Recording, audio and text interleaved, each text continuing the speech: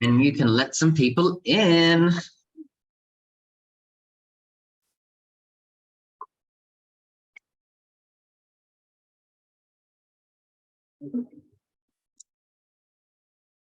Hello, hello, hello, everybody. Nice to see you there, Deland. Thanks for joining us there. Good to have you on. Hey, Nicholas, how you doing? Great to have you here today. Glad you all can make it here for the From Loneliness to Finding Love webinar. I know we just got a couple more people jumping in, so I'm just gonna, welcome everybody. We've got Ted Ski in the house. If you guys can turn on your cameras and show your faces, that would be great, because that gives me some additional extra energy seeing all your great faces. Thank you, guys. I see you there. Earl and Grady, you're here. Nice to see you, Grady. We've got Michael in the house. We've also got Kit here. Great. More of you guys are turning your cameras on. That's fantastic. I'm just going to get started in just a moment. How's everyone doing? I know it's people are coming from all different places in the world. I'm in Bali, so for me it's 9:30 here. I know there's plenty of you people over in the US, Canada, so a couple of people from I believe Europe, so probably doing that from the middle of the night, which is great. And I believe we've got one or two people from Australia as well. So it's a great mix of people from all over the world, which is great to be able to be here with people from different places, right? Because, for us guys who are trying to find long-lasting love, it's nice to know that, no matter where you are in the world, it can, it's a struggle for some people to really find long-lasting love. And I just want to welcome Arnell, who's my assistant. They're going to be here today to help me out, make everything sorted out in the background, so that I can focus on really delivering for you guys. So I know it's going to let anyone else who is coming in late to join us, but I've got a lot to go through in these 90 minutes. Nice to see you there, Earl. You've got your camera on. Thank you for that. So I've got a lot to go through in these 90 minutes. So I might move quite quickly. So I hope that's okay with everybody if I move quite quickly, so that I can give you as much information in these 90 minutes as possible, because I really do value your time as well, and I don't want you guys to be up till all hours of the morning if you guys are up late staying for this. So let's jump in. I'm going to share my screen now. So I'll just get some thumbs up from you guys that you can see my screen. Is that all good? You see the From Loneliness to Finding Love webinar. Perfect. I see a couple of thumbs up, which is fantastic. So let's just jump in here today and discuss kind of what we're going to go over for you guys, so I can get you, like I said, get right into it. What are some of the intentions that I have for you guys today? Number one is, the most important one is to show you how to be able to find a healthy, happy, passionate, and loving relationship as a gay man. I know from speaking to a lot of you, it's been a big struggle for some of you to have long-lasting relationships. I know some of you have had many different experiences. You might have had relationships in the past, and may have had long relationships in the past, or maybe you're someone who has struggled to even find a relationship. So no matter where you are, it's all good. We're going to be able to show you how you can find that kind of relationship today. I want to help you to become a master of dating. Now, I'm not sure if you were like me, you might have been on a million dates. You might have been on a lot of different kinds of dates, but maybe they haven't gone anywhere. Maybe they haven't led to you truly finding a connection, because maybe you don't honestly know how to build proper rapport with people. So we're going to talk a little bit about that today as well, so I can help you understand how you can improve, your dating profile as well. Next is, I want to help you to connect you to a supportive gay community who's also wanting what you want. As we said, we've got guys here who are all coming here, who are trying to move away from loneliness and to find love. So having a community of people, no matter where you are in the world, who are on that same journey as you, gives you that extra level of motivation. It also gives you some understanding that, hey, I'm not alone in this journey. If I can find and be with other people who are looking for what I'm looking for, it helps spur me on when I'm on those tough, when I'm in those tough times, because the journey of finding love has its ups and downs, as I'm sure you are all very, very aware of, right? Another one is I'm here to find my ideal clients who want that next level support and mastery in finding love. So as you all know, I am a relationship coach for gay men, and I help a lot of gay men find long-lasting love. And I'll share you a couple of, my clients' journeys today as well. I also help people who are in relationships to enhance their relationships as well. So I do both sides of it. So if you're someone who's been in a relationship or is in a relationship, or you're looking for a relationship, and someone who needs that extra support, then I'm here to figure out if some of you guys want that and how I can show you that support as well. I also want to make it fun and informative, because I know through learning, we all learn differently here. So adding a bit of humor into it, making sure that I give you the correct information. It's key so that you can start to formulate all the things in your brain and go, maybe that's been holding me back specifically, because for each of you, you have a different story, you have a different set of circumstances in your life, and some of those will affect why you are single and looking for a long-lasting relationship, and maybe why it hasn't really worked out for you properly in the past. And then it is my absolute promise to show you a clear path for success so that you can find long-lasting love. So I'm going to show you a clear path that'll help you get the success in this area, and we're going to do that over the next 83 minutes. So let's move forward here as well. And as I've noticed already, you guys are using the chat screen to help each other out. So if you want to keep doing that and adding your thoughts from what's coming up, it's great, because, let's just say Delan has a great perspective. He adds it in. So it might be something that Nicholas sees and he has perspective on. So feel free to use the chat screen, because, your perspectives and your views are valid and important, and they're going to help everyone here today. So know that you are important with doing that as well. Okay, so let's go to next slide here. So this is just a little bit of steps to success that we have when we have clients that come through and join our program. So as you can see here, you're at step number 1, which is the free relationship masterclass or a webinar, right? I run relationship masterclasses and webinars throughout the year. Usually I do them on a monthly or weekly basis. And people come just like you who are curious about finding a long-term relationship. Then maybe they want to come in and you want to suss me out. Maybe you want to come in and go, hey, maybe I do need to learn something more so that I can have what I'm looking for from a relationship as well. So then people come in at number 1. Usually what will happen is that people will move in one of 2 places. They'll jump into the online program, which I'm going to share a little bit about later. It's just an online program which you can watch and view as you go at the comfort of your home. It's super easy and super flexible, so people sometimes want to jump in and start with something super easy there for that. Or some guys will jump in and want to come to one of my full day immersive summits or boot camps. I run them throughout the year. It's a full day, 8-9 hour event, and we jump in and we really go deep into some of the things that really are holding us back, and then we change the way that we think. We change and have some breakthroughs through those days. So that's a more intensive event. And then for those people who are really looking for something that's going to sustain them and go through the whole journey of finding a relationship, we have a group program along with a one-on-one program as well. So people who really want it really all depends on the level of support that people want. And like I said, some people start, jumping into the online program. Some people go and say, I'm going to go all in. I want one-on-one.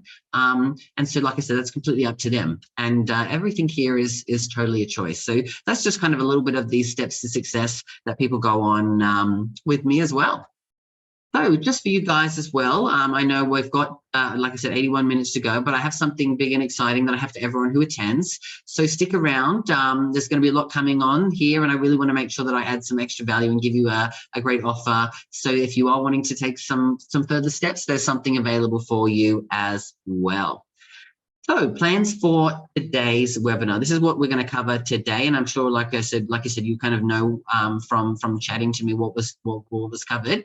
But today, I'm going to share a bit of my own story about my own journey to finding love and why I struggled with it for so many years, and then talk to you about why I'm an expert in relationship coaching for gay men and how I've helped hundreds of gay men over the past couple of years to find long-lasting relationships for themselves in their life as well. I'm going to go through all the reasons that gay men are failing in finding long-lasting love. I've spoken to, thousands of gay men over the last few years, and knowing the struggles that they've gone through, I've been able to look at it and notice some data. When you talk to a lot of people, you notice some things that become a common theme. So I'm going to share some of those common themes, which I'm sure in some areas you're going to be able to relate to. And that's going to be important for you to maybe get some understanding of, okay, that's been probably holding me back. Or maybe if I worked on that, that could help me in those areas. So that's going to be key as well. And then we're going to cover the 5 foundations that are going to help you to create a healthy, happy, passionate relationship in your life. So those are key things that anyone can do that's going to help you to bring a relationship into your life as well, and how you can sustain it and continue to make sure it's growing as well. Then I'm going to share, like I said, a brand new amazing opportunity for you all to see if that's something that's available for you and that you want to take. And then right at the end, we're going to have some time for you guys to ask any questions that you have directly to me. Again, if I'm going through anything and it's not 100% clear, use the chat screen and I'll make sure that I continue to add that extra point, because I want to make sure that you leave here with as much understanding, clarity that you need to decide how you're going to go about finding a long-term relationship. So those are the plans that we have for today's webinar. Got some thumbs up that we're all, on track here, making sense here. Great, cool. Thank you, guys. Let's keep going then. So I want to understand from you guys here, because again, there's 10, 12 of you guys here. I want to understand, because everyone's going to have a little bit of a different understanding of what they're wanting to get from today. And everyone's probably going to have a little different level of commitment they have into achieving that goal. So I want you to have a think right now, and maybe you can share in the chat screen if you feel called to do so. What is it that you're looking to get out of this Looking for Love webinar? What is it that you came here today for? I want you to really think about what made you say, yes, I'm going to attend that 90-minute webinar with Christiano Green, and I'm going to understand this, this, and this. So I want you to really think about what were you looking for. And once you've kind of understood what it is that you came here for, I want you to really think about a number in your head. How committed on a scale of 1 to 10 are you in achieving that goal? So if you came here and your goal was, I really want to understand how I can find a long-term relationship because I haven't had one in such a long time, or maybe ever, that's my goal. And if I was to say, commitment level of 1 to 10, am I in achieving that? I might say right now I feel like I'm an 8, right? Or maybe I'm a 9 or I'm a 10. If you're a 10, that means you're going to make sure you'll do anything possible to achieve that goal. Because why I'm asking this question is sometimes what happens is we want something, but we're not as committed to getting it as we want. And sometimes that means that something that becomes a higher commitment level, a higher priority, might take the place of us achieving that and having that in our life, right? So, for example, I wanted a relationship for so many years, but my priority was always work, because I was trying to, obtain, love through hard work and achievement, right? So I would push myself to work, and I was working 60, 70 hours a week for a company, not putting in the time and energy to actually then go out and do properly, spending time on finding a relationship. So that's why I'm trying to get you to think about, how committed are you? Is it the top of your priority list, or is there something else that's up there that might be holding you back in achieving that as well? So there's that question. So you can ponder it down, share it, feel free, whatever feels right for you. Now, I really want you to, like I said, have a think here, because again, a lot of you come from different, relationship backgrounds. Maybe you're someone who has been single your entire life, right? Maybe since you came out, you have struggled to connect to gay men, and maybe you haven't gone past, the dating phase. Maybe you haven't been able to move past a couple of months of seeing someone before you've actually gone into a long-term relationship. So you might be someone who's been single your entire life, right? And there's so many gay men who are in that boat. You also might be someone who's only ever had short-term relationships. Maybe you've noticed a pattern that you get to the 3 or the 4 month mark and they just fizzle out. It doesn't go anywhere. it hasn't gone into the long-term relationship. Maybe you've been dating for a year or 2 years or 3 years or 4 years, right? Or even 10 years, 20 years, right? That could be where you're at, because, you know, that's a common thing as well for a lot of gay men, that they only ever get stuck in short-term relationships. So they don't know how to push themselves to take it to the next level. And that could be something on their side, or maybe it's on the men that they're attracting as well. You also might be someone who's been stuck going on dates with the wrong people, and you find that they're never going anywhere. I don't know about you. I went on so many dates where I just went on and I felt like I was dating the same wrong person, and it just was like, okay, no, next. And maybe you don't give them a chance, or maybe they're the wrong person. It could be, you know, a number of different reasons as well. So maybe that's you as well. You could be also someone who has been in many toxic or unhealthy relationships in the past. Now, a lot of gay men do get caught up in having toxic and unhealthy relationships early on in their dating life. Now, this can come for many different reasons. It can come from, you know, your upbringing. You might have seen your parents in toxic relationships, or maybe throughout your experience, you have lacked some self-worth. So you are trying to obtain love in unhealthy ways, and then that becomes toxic as well. So maybe you've been in those relationships in the past where you've dated someone and it's been, you know, maybe abusive, or they've been a narcissistic or whatever, right? That could be you as well, because it happens to, you know, a lot of gay men as well. Maybe you've noticed that you've been dating the same kinds of men. You go on the date and the same pattern keeps coming around. Why do I keep seeing the same person all the time? That can happen a lot, especially when we have, you know, certain, you know, wounds from our life, our experiences that we haven't healed. Oftentimes when we do that, we find that we keep bringing the same kinds of people into our life as well. You could also be someone who's been in a long-term relationship and it's lost its spark, and you may be thinking, maybe I'm not sure if I want to still be here. I want to see what's out there, what's going on. We've been together for a long time, but it's lost its spark. Like I said, I've helped many of my clients who were in long-term relationships to rebuild that spark again in their life. So it's important to us to understand that you could be in any of these situations as well. And then you might be someone who, and you probably have been hearing this from people, where you'll find love when you least expect it. Or, why are you single? Or, if only you weren't gay. All of these comments, I know I'd heard multiple times from my friends, which, you know, I know that on their side, they think they're being kind and considerate and trying to sympathize with you, but it only often ever left me feeling worse than before. So maybe you're someone who's heard that a lot as well, and it just kind of doesn't feel good to hear those things as well. If you're in any of those boats, then you're in the right place, because we're going to cover and understand how we can help anyone in any of these situations, help you to, like I said, find long-term relationships for yourself as well. So let's kind of jump in and share a little bit about my story, so you understand a little bit about me. And I know you probably do know a little bit about me, but let's just jump in and share a little bit about my journey. So much like, you know, many gay men, you know, I struggled early on in life. I got bullied huge amounts in school. I pretty much had zero friends, and school was really tough for me. You know, I always felt that I was in fight or flight mode. I struggled to feel safe. And that led to me feeling depressed and anxious and very, very lonely. That was me throughout my school. And, you know, when you are constantly in that fight, flight, or freeze mode, and you feel depressed and anxious and lonely, just because maybe you leave school, you think, oh, maybe it's just going to be better. But you've been doing something for so long that it doesn't get better.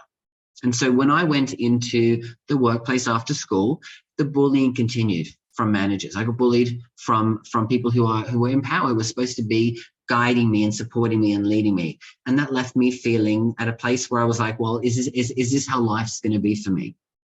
And I got to a place where I was, you know, questioning suicide, right? It was something that happens. And I know a lot of gay men do go through some of these thoughts as well.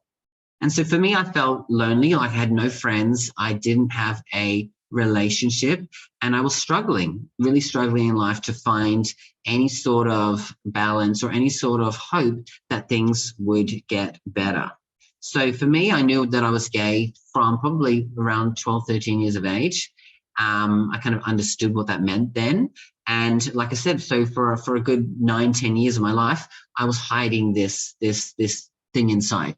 Other people could probably see it. That's why I got bullied and got picked on, etc.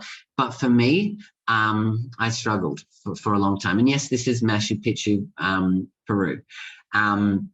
So yeah, so for me, that continued on. And, you know, I got to a point where I really was questioning suicide. And I decided that for me, I'd like to at least try once to figure out, you know, if being gay could bring me some sort of happiness, or, you know, if not, then, you know, I probably might have gone through with it. So I decided that I would go to a gay bar in Sydney, because I lived, you know, about an hour and a half away from a big city. There was no gay people out around that time. This is, you know, the very early 2000s.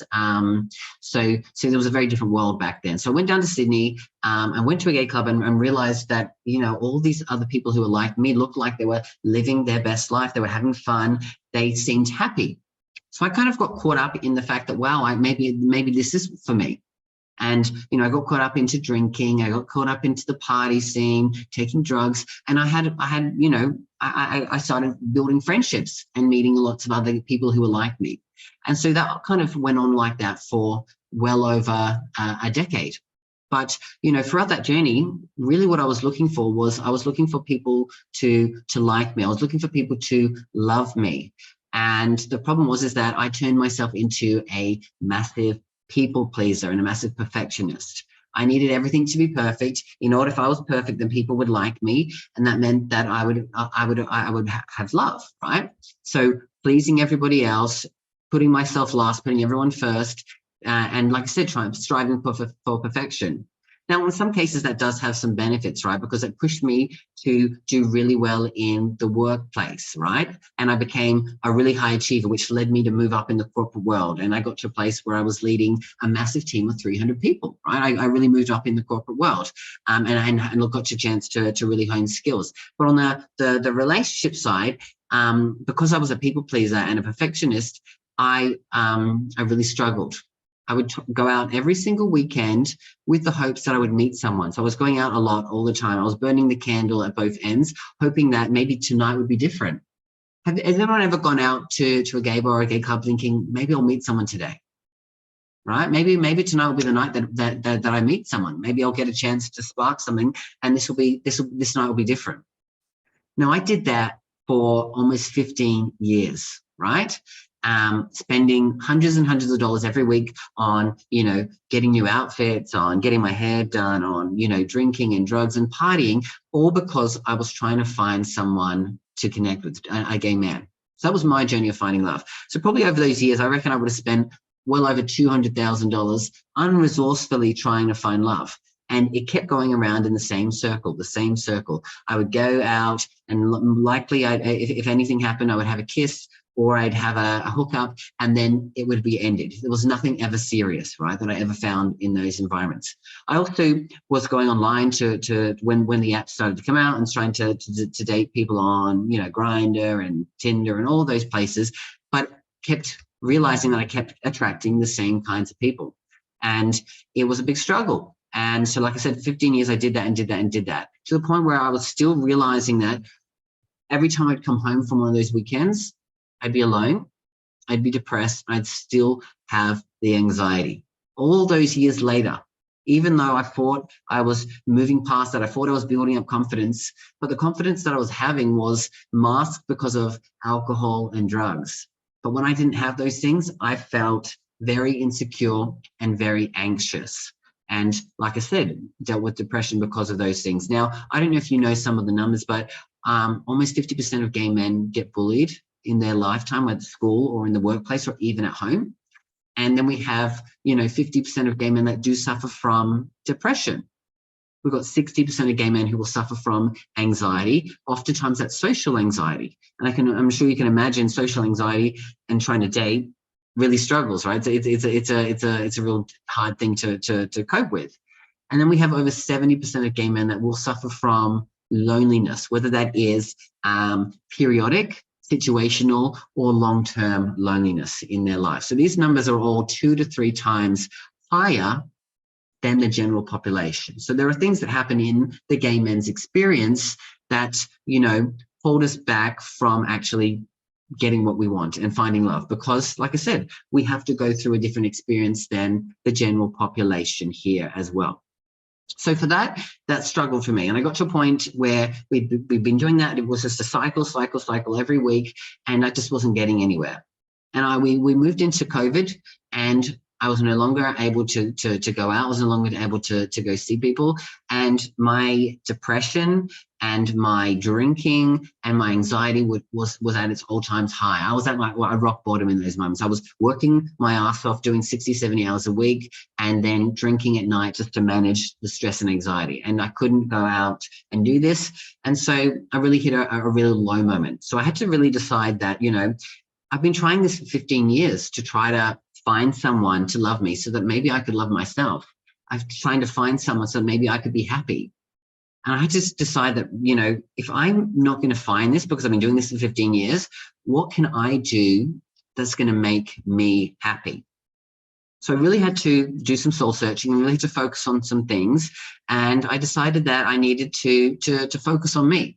So I deleted all of the apps. I decided that I would stop. I would get off the alcohol. I would stop, doing anything else outside of that, and just focus solely on dealing with some of the issues that I haven't dealt with for well over 15, 20 years. Growing up, like I said, all the bullying, the depression, the anxiety, all of that stuff that I was masking and hiding and avoiding, I decided to work on. And so I joined and started to get a coach. I started to join different programs online, because at that point, everything was online. Everything was on Zoom, like it kind of is today, right? I was joining every single thing that I wanted to do for so long, but have been holding off and making excuses from. So I got trained by some of the best people. I went to Tony Robbins and he did all of his courses. I went to Brendan Bouchard, did all of his courses. Went to Grant Cardone, did all of his courses. Went to John DeMartini, did all of his courses. And these are some of the big names in personal development. And I learned, and I started to see all the changes that were happening in my life. And because of that, I knew that I'd wanted to help other gay men from a very young age when my experience was tough, but I just wasn't in a headspace to do that. So I decided that in that period that it was my turn to really trust myself, to really, move forward. So I stepped out of what I was doing and I opened up my coaching business. Over a few month period, I transitioned out of my corporate world where I had a big team of 300 people into my coaching business, where I help hundreds of gay men now over the last few years. I also, like I said, got myself sorted out in the best place of my life.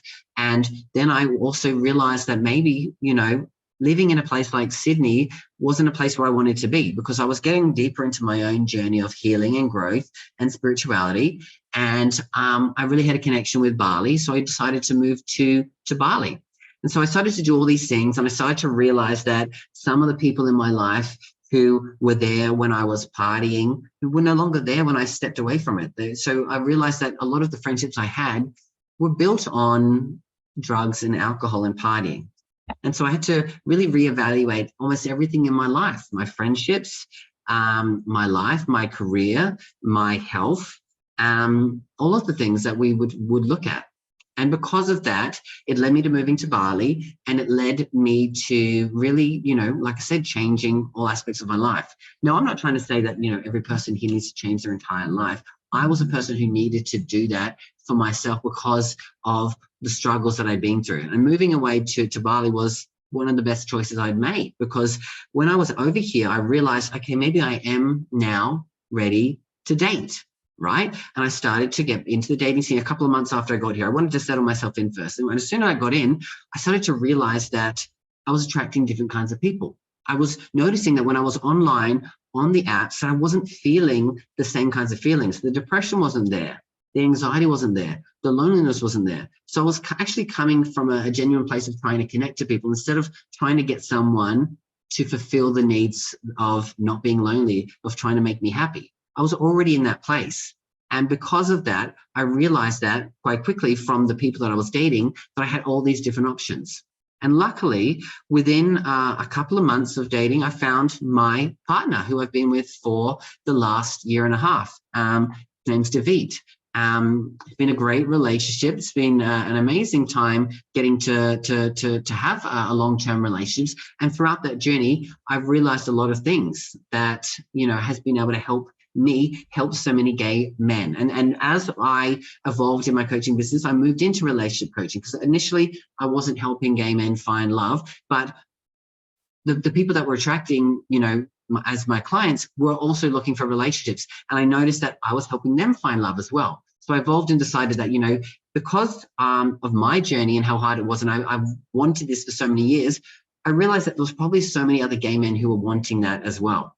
And so I'm happy to say that, again, I've been doing the now full-time in relationship coaching for the last 12 months. I've had my coaching business for almost 3 years, and I've helped so many gay men over the past few years, which I'm going to share a few of their stories shortly. But the good thing is that our relationship keeps growing, and he just came to Australia to meet my family for Christmas, and we had a wonderful time. So it's great to see that it can happen for me when I thought that it never would. And I know that it can happen because it has happened to so many of my clients. So that's kind of my journey of finding love. And I went from, like I said, spending so much money unresourcefully, going out every single weekend, to then putting in and investing that money in myself so that I could, help myself first.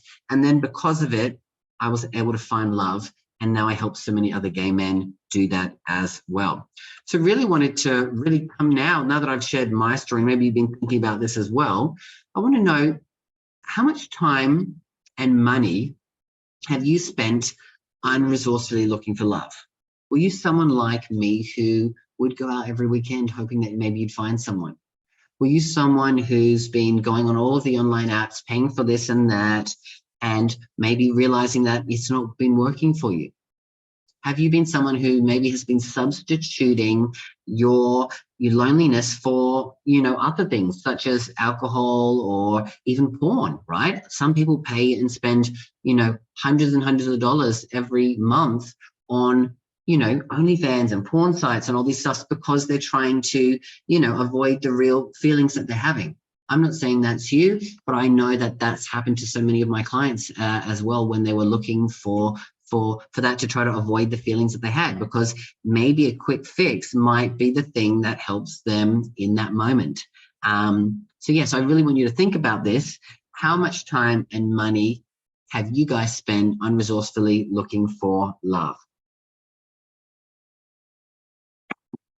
And you can think about that, maybe write it down or let it percolate and maybe see what comes up. But like I said, for me, I spent well over 200,000, and I spent over 15 years doing the same things and not getting any results, because I kept doing the same thing, hoping that this time would be different, hoping this time would be different, hoping this time would be different as well. Let me jump on and share one of my clients, Rob. So Rob came and joined one of my programs about 18 months ago. And it was a program called Finding Your Fulfillment. And throughout that, it led to a lot of the foundations that have led to now what are in my online program, that the online love attraction program that I have. That's usually the first level that people come into. And so Rob came and joined that program. And where Rob was prior to this was that he had been really burnt in life. He'd been in a number of toxic relationships in the past, and he kept realizing that he was dating the same kinds of men. There were long-term relationships, but all of them were all some level of abuse, whether that was mental, physical, or sexual abuse. He realized that he was dating the same kinds of men, and those kinds of patterns would repeat. So he was at a place where, he'd been pulled himself out of the dating scene for at least 5 years. And in that period, he'd had some health problems, which led him to, struggle in the sexual department. So he had all these stories and beliefs around whether, if he was to start dating, would someone find him attractive? Would someone want him because of these, health concerns? He realized that he didn't want to get into a relationship again because of the struggles he had been through in the past relationships that he'd had. And so because of that had left him in a place where he didn't know what to do. And he joined another coaching program prior to being where I am. And in that program, he got burnt. He spent, almost $10,000 in that program. and they didn't give him any help. He basically felt like he spent this money going down the sink. So Rob, to trust in me and for me to help him, took him a lot to do. And so he joined, like I said, one of these online programs that didn't cost him a lot because he wanted to see if this was something that would maybe this was going to be different. The great thing with Rob is that anytime I asked him a question or I provided him feedback, he took it on board and he really thought about it. And sometimes it would take him a week or two to really come back with what he thought about, but he always made time to think about it and process that and come back at it. And the great thing with Rob was within 6 months, he had shifted around a lot of those things with his mindset, and actually realized through the work that we were doing that there was someone in his life who'd been there for a long time, that maybe he was the right person for him. And so through that process, who this person was a friend of his, and he'd never necessarily thought of them in that way before, but through doing the work, I was able to see someone in his life who was already there, and now they've been dating for almost 9 months now. So from someone who had been struggling with toxic relationships in the past, someone who pulled himself out of dating for 5 to 6 years because of the fears, we worked through all that stuff. And within 6 months, like I said, he found a relationship and it was already right in front of his face. Now, that could be the same thing for you. There might be someone in your life already that's the right person, and we just aren't seeing them because we've got all these other things that are stopping us from really seeing the truth. Or it could be that someone else will walk into your life, right? These things happen in so many mysterious ways. And I love hearing the stories from my clients because some of them are just, you couldn't write them down. It's not a typical, oh, well, this happened and then bang, bang, bang. It's sometimes just crazy, what happens to people and how they meet the people. But it's when we're ready and when we're open that people come into our life. And I'm so proud to see that Rob was able to have that relationship in his life. So congratulations, Rob. Let's jump into the next part of the section, which is I want to jump in and talk about all the reasons us gay men were failing or have failed in finding long-lasting love. So number one is addictions. So in the gay community, it's over 1 in 3 gay men will suffer from an addiction. So that's 1 in 3. So that addiction could be alcohol. It could be drugs. It could be prescription medication. It could be sex. It could be porn. It could be food. It could be shopping. There's so many different kinds of addictions, right? So it's about understanding which of these things here is going to be the thing that maybe you've struggled with or you've noticed when you're dating people. One of the common things that I find from some of my clients who've definitely been in toxic relationships in the past is that alcohol has been a huge problem for a lot of gay men. Because a lot of the time, people's way of introduction into the gay scene was through going to bars and clubs. And that led to people drinking and getting caught up in that. And then, like myself, feeling that gave me a sense of confidence and then continuing to use it to have the confidence when, in fact, it really always just ended up causing me more problems than anything. So if you're someone who's maybe either struggled with that or noticed that you see a lot of people, these things will hold you back. Because if we look at that and we look at our life and go, maybe that's showing for me, then you've got to realize if you're looking for a healthy, happy, passionate, loving relationship and you want to find a guy who's like that, someone who's like that doesn't want to date someone who's unhealthy and has addictions, right? So for me, that was one of the things that was holding me back. I would go on the dates with these people and I probably would drink too much. And I don't know sometimes what I'd said. And then, of course, it wouldn't lead anywhere because no one wanted to date someone who was a big drinker and call it a bit sloppy and all these things, unless that person's that as well. And then again, it's going to lead to some toxicity. So thinking about that as well, are you struggling with any addictions that are holding you back from finding someone? Or if you're realizing you're attracting someone there, what is it that's about them that's causing you to attract that, or maybe not see these red flags? Why do you keep dating someone who are in those spaces as well? Now, when we talk about some of the key things like porn, Porn addiction is rampant in our community, especially because, for a lot of gay men growing up, that was one of the ways that people first explored their sexuality, was through porn. And when we're building these receptors in our brains, they build up neurons and fire different things that release dopamine into our body. So porn is a massive dopamine hit into our body. And so almost 90% of people who started porn at a young age do become, have some sort of addiction towards it. Now, I'm not sure saying that you all do here, but I would like you to think about, how often do you watch porn, and would you be able to go a week or 2 weeks or 3 weeks or a month or 3 months without watching porn in your life? That used to be me. I used to watch it every single day. That was my way of feeling like I could get a release in some ways. But obviously, building myself up and going through a relationship, I realized early on that was a problem, and I had to work through that to avoid, so that I could get rid of that addiction, because it was affecting other areas of the relationship. So I just want you to think about that for yourself and say, if you're struggling with that, that's something that we need to work on, so that you can have a healthy relationship. Because also, if you've ever been in a relationship in the past with another gay man for long term, and you or them have been, addicted or used porn a lot, it can affect your sex life as well. And then that can affect the relationship as well. So think about what turns you on. And sometimes it's the variety within the porn. So if you're in a relationship with someone, and maybe you're someone who doesn't get past 2 or 3 months because you say, the things have fizzled out. Oftentimes, the real thing that's fizzled out is you're needing a new dopamine hit, and you're trying to get that through the porn, right? Through the variety of a different kind of man, different kind of things like that as well. So just want you to think about that as well. Next one is avoiding dealing with problems in life. So many of us gay men have obviously gone through a lot in our life through our coming out journey, but also we probably have stuff that's happened in our childhood with our parents, with our siblings, with being bullied, etc. And maybe you've avoided dealing problems with that. Like I told you, I avoided dealing with those problems for 15, 20 years, right? The bullying, the anxiety, the depression, the loneliness. I kept masking it with the addictions, the alcohol, the drugs, the partying and all that, right? And because of that, I kept going through a cycle. I had all these problems that I would just avoid.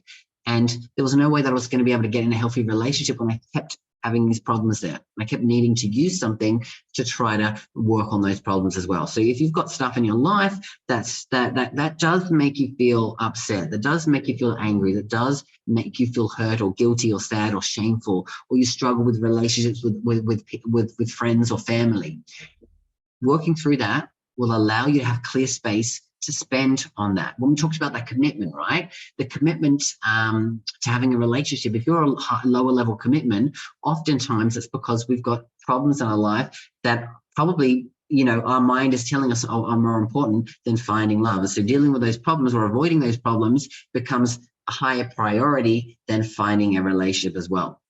Next one is the perfectionist mindset. Now, I told you that was something that I suffered with, and I know a huge amount of gay men do suffer from that as well.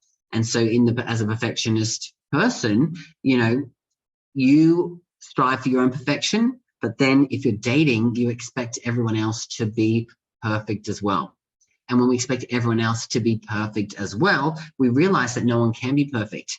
So we might be dating people, expecting them, wanting them to be perfect. And then anytime we see a flaw, we turn off, we say no, and maybe we walk away.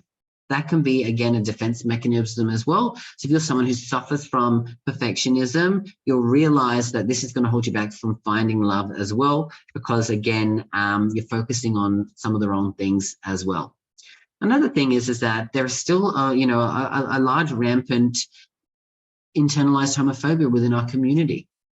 Now, if you're someone who ever thinks, being gay is tough, if only I was straight, or why does this happen to me? Why did I get put through this? Or any thoughts of how hard life is because you're gay, then there's still a part of life that is a little bit of internalized homophobia. Now, it could be rampant or it could be a little bit, but on some levels, that does affect you in finding a relationship as well. Because, again, if you have some sort of a problem with being gay on some level, then dating someone who's gay, there's going to be a problem with that as well. So it's going to be a reflection of that as well. And maybe it's going to reflect back your feelings about yourself, and that holds you back from finding love. Or you realize that maybe someone who is showing a little bit more, femininity or whatever the opposite is that you don't like, you might say, oh, look, this is too much for me. Sorry, I can't be with someone. I mean, it's mask for mask. I can't date someone who's effeminate at all, because that means that it affects how people see you. So there's a level of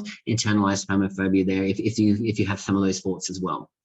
Now, again, we've talked about this past traumas. This was kind of same with avoiding dealing with problems in our life. Things will happen in life that do create trauma in our body. Now, if we don't resolve the trauma, it still sits there in its muscle memory, right? You might realize that you get triggered by certain things, right? You know, so if you're someone who gets triggered by a certain kind of person, it's probably because there's part of you that still has trauma that you've yet to deal with. I help so many of my clients. Is one of the big things that actually does make a huge amount of difference is we do this thing in NLP, which is, I'm a master NLP practitioner, by the way. It's called timeline therapy. And through that process, we actually remove anger, sadness, fear, hurt, guilt, which are all the core negative emotions from our body, from our neurological system.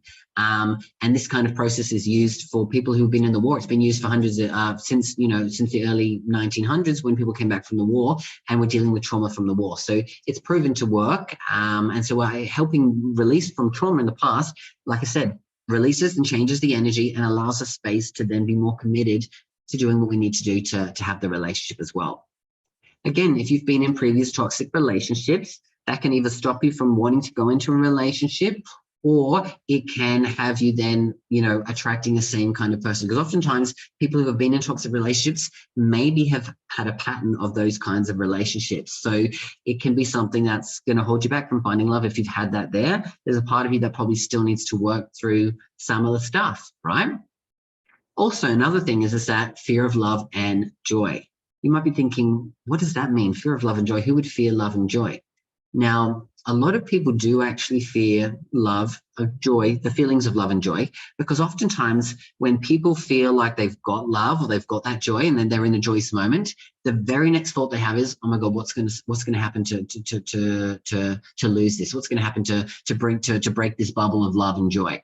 So people start to fear it because they then start to realize, oh my God, something's going to crumble, and they fear the crumbling. So they try sometimes almost block themselves from getting the love and joy because the fear and the worry of losing it is rampant in their body as well.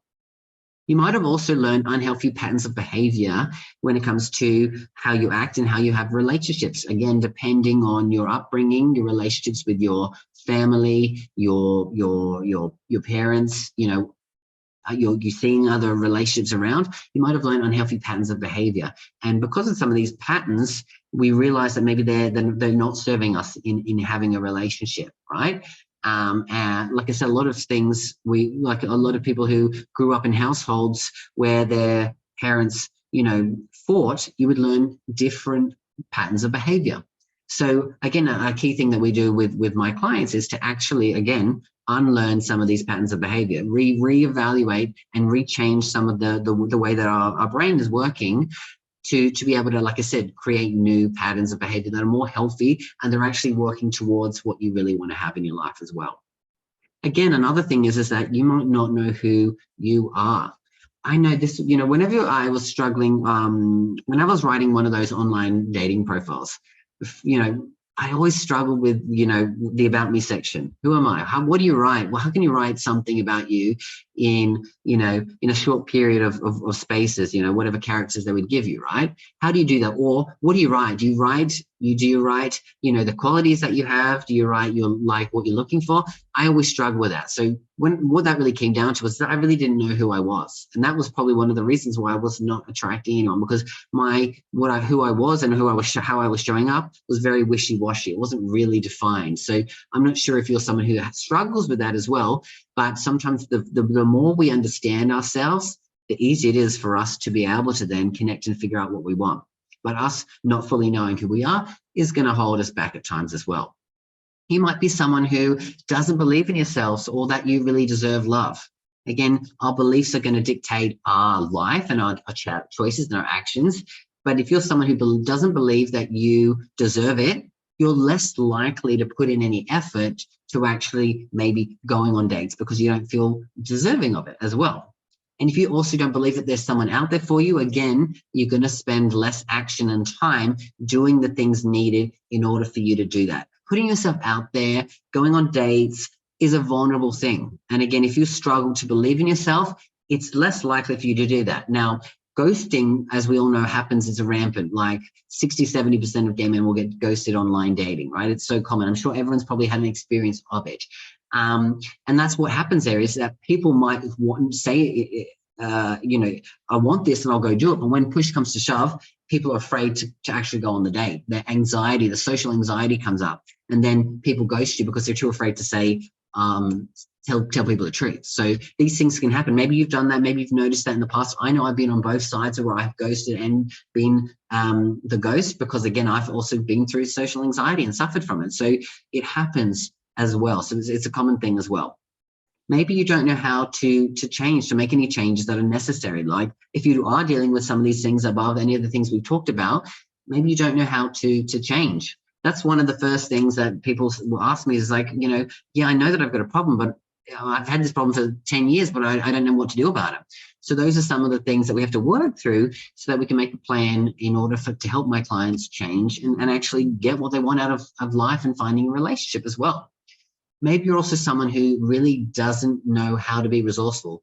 Like I said, I spent 15 odd years being unresourceful, going out every weekend, trying to do all these things to find a relationship, very unresourcefully. There was no resourcefulness at all. It was just continue to try the same thing over and over. So if you don't understand how whatever resources you can play on and what you need to do, then, that's something that we need to work on, how we can be more resourceful as well.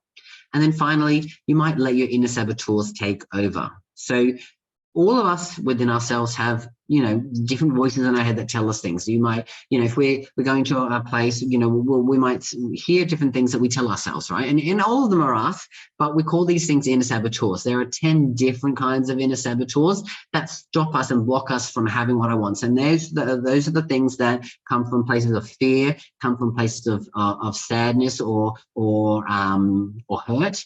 And oftentimes those are the voices that stop us from actually getting what we want. Now, in the online program, I go really deep into inner saboteurs. I just don't have enough time to go into it because there are 10, and probably each one of them would take me 5 minutes to go through. So, that's something that I do go deeper into the program as well. So those are the main things, again, that the reasons that gay men fail in finding lasting love. So you probably have heard some of these things and said, maybe I'm this one, maybe I'm that one. Maybe you're part of all of those things as well. Don't look at this and go, oh, well, I'm a mess.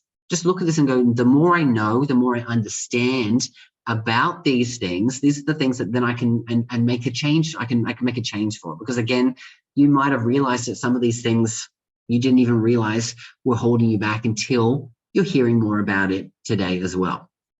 So those, again, are the reasons that we fail. So let me go into another one of my clients who was a success story.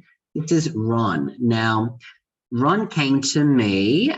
He was in his late 60s, and he had been married and had a family for most of his life. And only a few years prior to meeting me had he actually finally broken up with his wife and decided that he needed to own his truth. So he'd gotten to that point where I think maybe he'd said to himself, I can't end my life not really truly being who I am and finding love in the way that I want it. So he'd been through a lot of stuff there, because obviously breaking up and going through a divorce and changing all those things and coming out at Adelaide life has, of course, a lot of benefits, but it's also going to have a lot of challenges in your life. So he was at a place where he had been dating, he'd been on a few, things, but he just struggled to find and understand how he was going to create a relationship, because his idea of what he wanted was he just wanted to replicate kind of the relationship he had with his wife, but with another man. He wanted to do it with a man. And that was holding him back, because he was obviously looking for things and trying to replicate something that he'd already had, instead of realizing that maybe I need to start looking for our relationship and not setting so many parameters and boundaries. So we had a lot of rules, a lot of lists, a lot of things that it needed to meet for him to have someone. So he was struggling there. So when he came to me, he came and joined me. He jumped in. He came to a free program just like you guys have, and he actually decided that he wanted to jump in all the way through, and he joined one-on-one straight away. So he joined me for a 12-month period and joined me one-on-one. And over that year's period, a lot of the things that we worked on was, actually getting his life in order, because at this point he was wanting to change his career. He was, struggling with finalizing everything with his ex-partner, tying off loose ends here and there, and then trying to date. So he had all these things that were just muddled up everywhere. So we focused on getting, things sorted out and getting the divorce finalized. We focused on, deciding where he was going to go with his career and a second career at such a late stage of life. And what was the reason why he wanted it, and the meaning and all those things, along with really kind of changing his perception around the relationship that he was hoping for, so that he could allow something to form. Because he was saying no to people straight away because they didn't meet all these boxes and tick, all the things. So we kind of changed that there. And again, within about 8 months of doing all the stuff, Ron started dating someone, and dating this guy that he found through, it was funny, it was through connection on Facebook, in a Facebook online group for him, where he lives in Canada.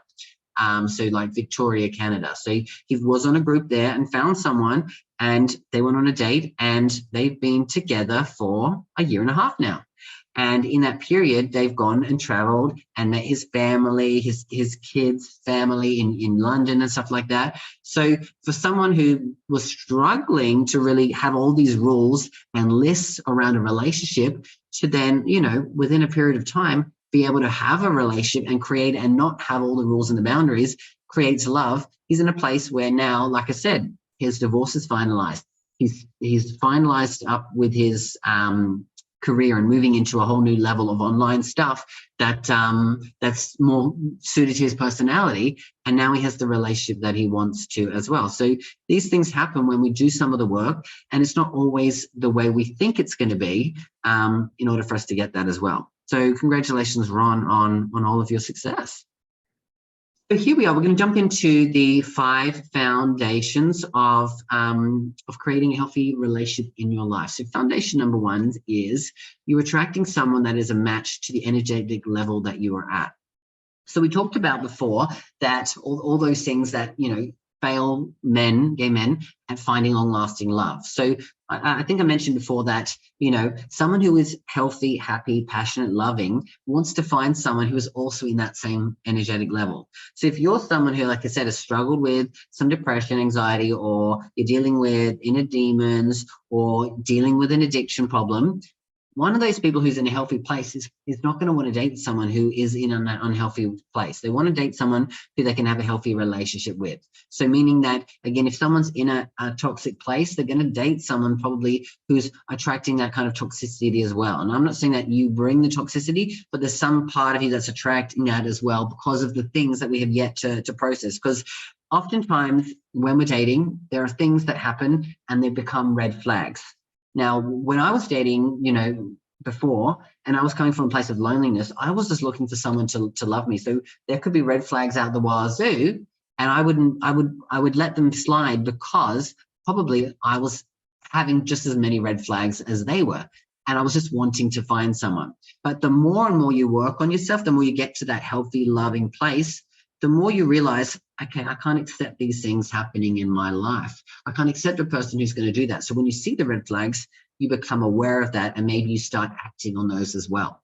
So realizing that if you want to get to a place of having the kind of relationship that you want, you also need to do the work to become a match to that kind of person. So you've got to look at your life and say, hey, if I want someone who's this, but I'm over here, what do I need to do to get me over to those steps as well? That's going to allow me to bring that person into my life as well.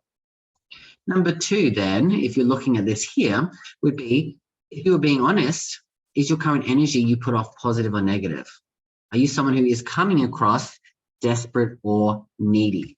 Again, I used to come across desperate or needy all the time, and I didn't think I was. If someone asked me, are you desperate or needy? I would say, God, no, I'm the least desperate person you'll ever meet. But me looking back on me then, I was very desperate and very needy. So it's just about us also being honest with ourselves. Are we coming across very positive, or are we trying to be positive? Like we know the difference between someone who pretends to be positive all the time and someone actually is. There's a different energy. You feel it, right? You can feel the energy, and you can feel someone's sincerity when they're being that way. So I just want you to be honest. Again, if you're feeling more negative down below, but you're trying to be positive, people feel the energy more than the words that you're saying. We all feel energy from people. That's the key thing that we connect to is people's energy. So thinking about that, being honest with yourself in that one as well. Foundation 2, the more you know who you are, the more you know what you want, this is how you're going to get and attract the right person as well. Again, when I didn't know who I was, again, I didn't know what I was looking for. So my online profiles were wishy-washy. I was struggling, and I would attract all these people that just were not the right people for me as well. And because I wasn't also a match, I didn't also know who I wasn't able to attract what I was want, because again, I had this broad spectrum of, I just want someone to love me. So I was bringing in all these the wrong kinds of people into my life, and either it wouldn't work out on my side or their side, but it just wouldn't work out because I didn't know who I was and I didn't know what I want. So if you're someone who's really serious about finding a relationship, key thing is get clarity on who you are, go deep, find someone who can help you with that, someone who's going to challenge you, someone's going to question you, so you get deeper understanding and clarity of yourself. And then finally, figure out what it is you're really, really looking for. You know, oftentimes when you ask someone, what do you want from a partner? I just want someone who's funny, someone who's nice, someone who's there at the end of the day. Okay, that could be a broad spectrum of people. And then you could also realize that, okay, if I just want those, someone who's funny could also be a drug addict, right?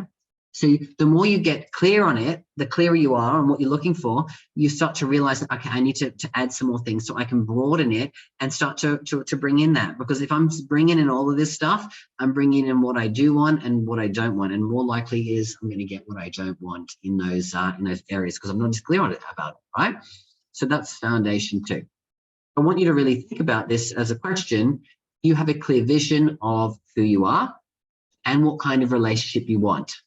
If you don't, that would be something I would work on probably from the get-go. That would be key to starting that. Who am I? What do I want from a relationship? That'll be key for you to get that in your life as well. Number 3 is self-healing and growth is paramount to a successful relationship. Now, for any of you guys who've been in any kind of relationship dating, whether it's, gone past a couple of months, you'll realize that your partner becomes a mirror to some of the things that you need to work on in your life. So in your life as having a successful relationship, it takes a lot of growth and a lot of self-healing, right?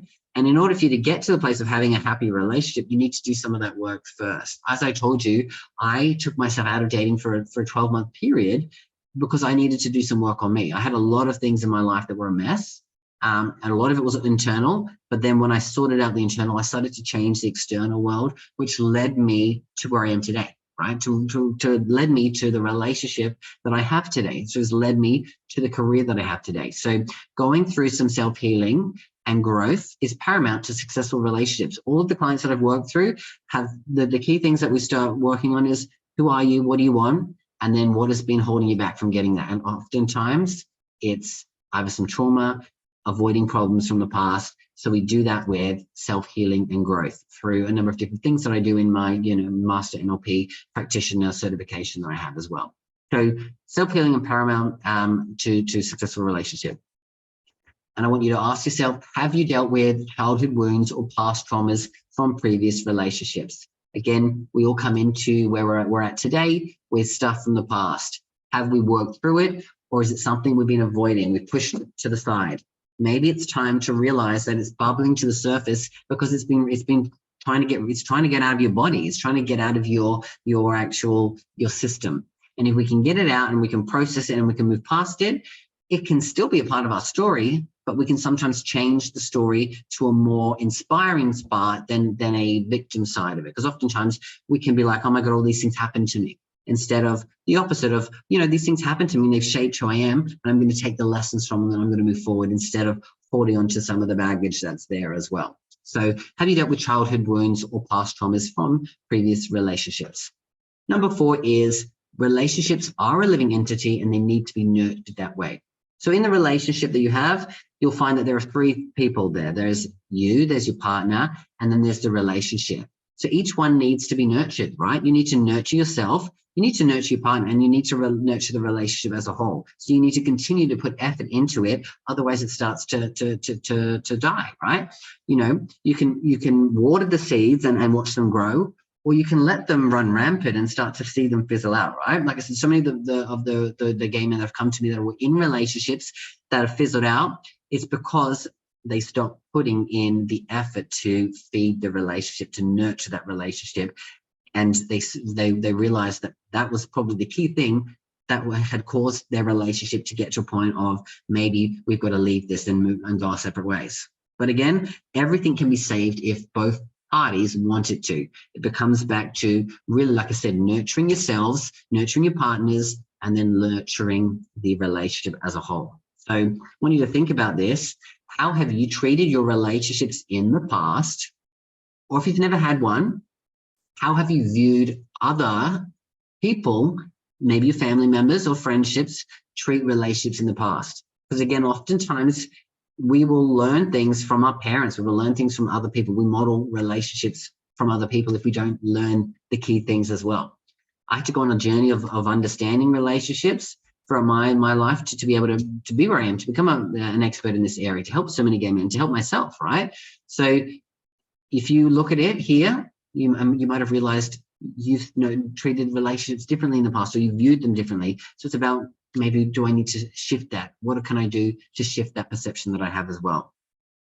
Next is number 5 is getting outside help is going to be paramount to healthy growing relationship and finding long-lasting love.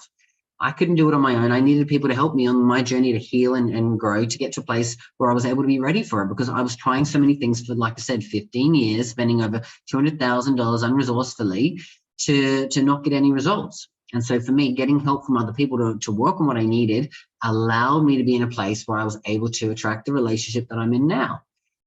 So getting people is always going to be help. And it's also important for us to realize that we get help from the right people. I always ask this for people who are new clients of mine is, who have you gone to in the past about relationships? And you'll be surprised, and you might relate to this as well, that people go to, they've gone to parents who are either in a toxic relationship. They go to friendships who are single. Oftentimes people ask their single friends about dating advice, right? Going to someone who's not in a relationship or not had what it is there, who's not an expert, isn't going to help you. So if you've got someone who you value their relationship, going to them would be someone that would help you. But going to someone who's not in a good relationship or hasn't been dating, to ask them advice on those things becomes a difficult process, and then you suffer, because they're going to give you their warped perception of what they need to tell you, and then again, it might not help you at all as well. So asking you there, who have you been asking for help with finding long-lasting love? Who have been the people that you've been going to get advice from finding a relationship, or dating advice, whatever it is that you've been looking for? Let's jump into another one of my clients, Jay. And Jay joined me almost a year ago. And Jay jumped in and he joined one of the online programs, like the Love Attraction online program. And he realized within about a week that he wanted to go all in. So he decided that after a week of being in the online program and starting to do the work and seeing that, well, this is working for him, he wanted to join one-on-one with me. And so we joined on a monthly one-on-one basis so that he could jump in and do that. And Jay was someone who had also been in toxic relationships in the past, never made it past, say, a 6-month mark, and they were always, never good relationships. And so he was getting to a place where he'd seen success in his business, he'd seen success with, his finances as well, and had a happy home life with his family, but realized that, some of the friendships he had, and especially finding love, was a big struggle for him. So we jumped in, and Jay was someone who is what I would class a overachiever. He came in, and anything we talked about and did, he would do straight away. So within weeks, I would see massive progression in what he was working on and what he was doing. And the fantastic thing with Jay was within less than a month, he actually found someone. And the craziest thing was he found them again on a Facebook group, in a random group, nothing that had to do with dating or relationships or anything like that. He had posted a question about something else, and the guy answered him, and then they ended up having to get on a call about something. I think it was selling something. He was trying to sell something on Facebook Marketplace, one of those groups that you have. And literally that was where they found each other. They went on a date, and he's been with a guy ever since. So some people, you realize that it will come in the most unlikely places. And again, you would never think that you going online and selling something on Marketplace led to you making a connection with someone.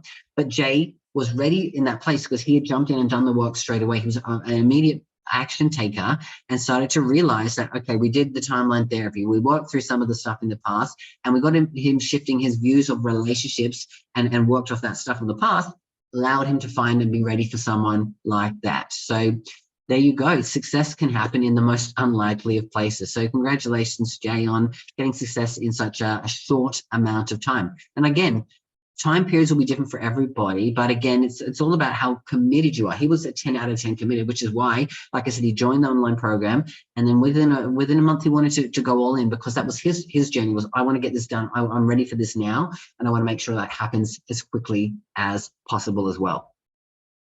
I wanted to jump in and actually share with you a little bit about the Love Attraction online program.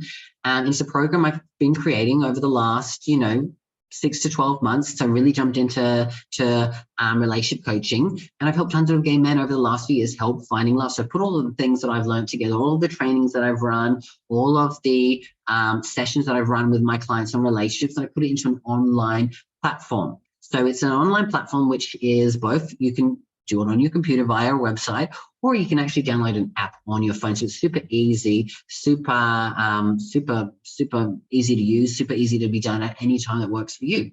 I know some of my clients who actually go on there on their way to work, whether that's on the train or they listen to it in the car while they're driving, because, again, if they're just taking in the voice, some people learn auditory as well. So it's an online program, and it's designed, like I said, to help gay men attract love and to do the work that we've been talking about by getting past the things that have been holding us back. Like I said, those things that have made us fail, it's those things plus building on those 5 key foundations that'll help you find long-lasting love. So this is what's actually in there, and these are the features of it. So there's a massive library of well over 50 hours of videos that you can watch with coachings and trainings that are designed and specific for gay men who are looking for love as well.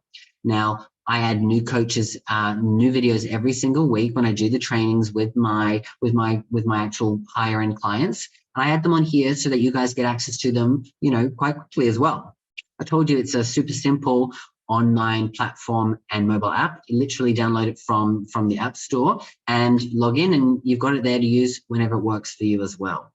There is an online community of like-minded gay men who are on the same journey. So depending on who here feels the call that this is right for them, you'll be joining other people who have gone through the program or similar who are joining today. And so there's going to be other people who can support you on that journey, because as we've talked about, on the journey to any success, having the right people around you who are going to share in that the ups and the downs is priceless, right? Because you can't buy that kind of support in a sense of like having people who've done it before you. It's super hard, because again, you probably, might have other people in your life who are single, but maybe they're not as committed to actually having that in their life as well.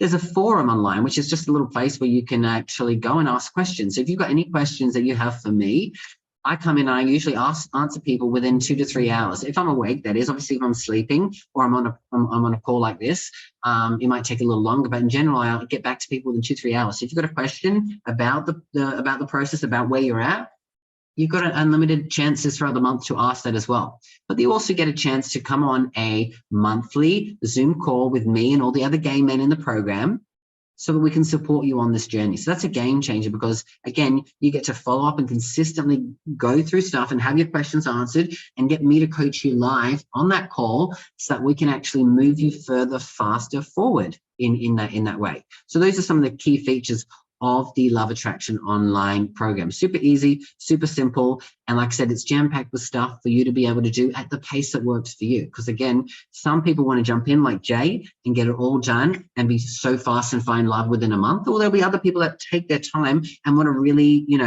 process things and allow themselves to do it. Because I know myself, I'm more of someone who takes a little time. I need to do this one. I need to make sure I finish step 1 before I go to step 2. Right. And then that allows me to feel like I'm going. But some people can just jump in and go, boom, boom, boom, I'm going to do 5 things at once. Right. And that's the key thing, is that it's all up to you.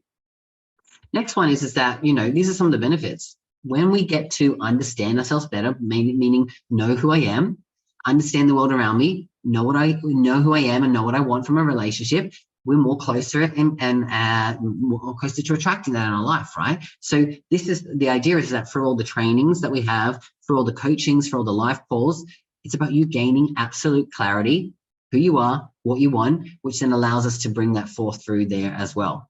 There's a lot of stuff that's going to make you question and think, that's going to allow us to heal from the past, and then again, find some self-love for ourselves and go into personal growth stuff. So we talk about it from all aspects, because really when we want to get to a place of having a healthy, happy relationship, it's going to start with us building that for ourselves. So that sometimes means that we need to have a look at the different areas of my life. Think about myself. When I was doing that, I decided that I needed to leave my massive career and go into coaching. I realized that I needed to shift and change some friendships and find more better people in my life. I realized that Sydney, the big city of Sydney, wasn't what I wanted anymore. I moved to Bali. I realized that I needed to focus on self-care, and I changed and focused on my fitness and my health and what I put into my body. So again, throughout the journey, you'll find that there will be other areas that you'll see massive benefits from. It's not just finding a relationship. This is kind of literally working on getting yourself to a place where you're fully happy so you can attract that in your life.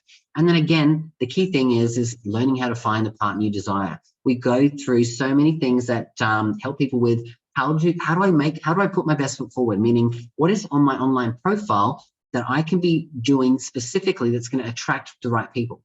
Because oftentimes one of the key things that happens with so many new clients is they often don't necessarily market themselves well online.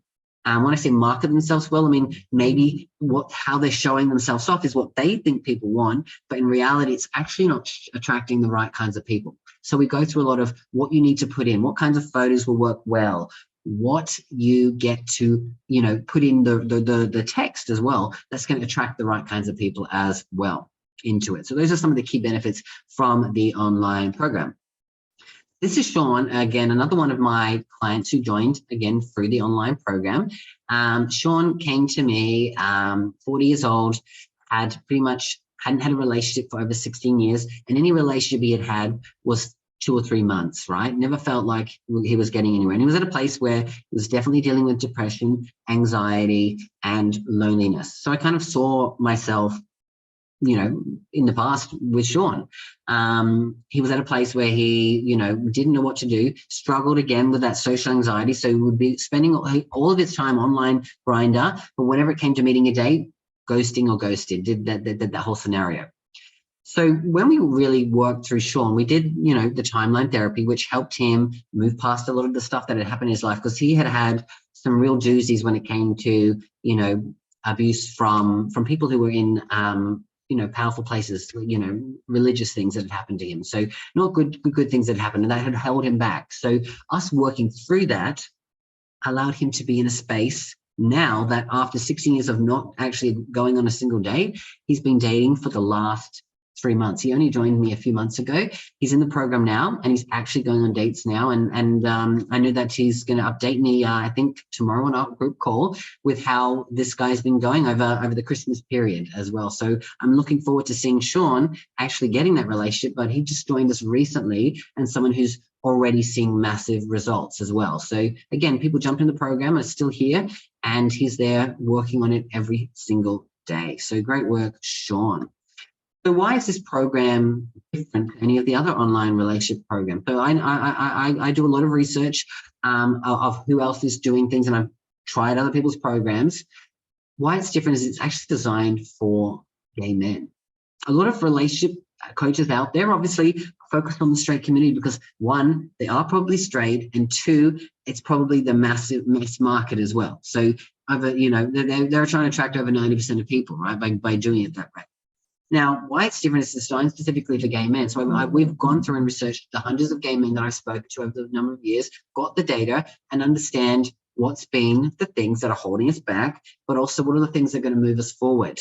Now, when we talk about, listening to people when it comes to the straight world, I think there's something crazy like 50-60% of marriages, straight marriages, end in divorce. So sometimes listening to people who've also gone through a lot of that stuff isn't always necessarily the right thing. So I've gone through it and looked at it through the lens of the kinds of relationships that gay men have as well, so that we can come from a different lens as well. So we've got proven strategies that work, like I said, helping hundreds of gay men to find long-lasting love through all of the different programs that I've run, have shown that there are some things that definitely lead up to success in that area as well. And obviously it's worked for me. And like I said, so many of my clients getting success as well. So there you go. Those are some of the success stories there as well. This is the kind of price breakdown as to what is involved. So like I said, there's over 50 hours of online training and coaching. Then when I add all those things up, it comes to over $10,000 worth of trainings that's already in there. New videos added in weekly. So for people who join in and are actually joining on those calls, they're paying over $800 a month to be there. So you're getting in that stuff coming on every single week that's added for you. So you get new trainings to upload it every week.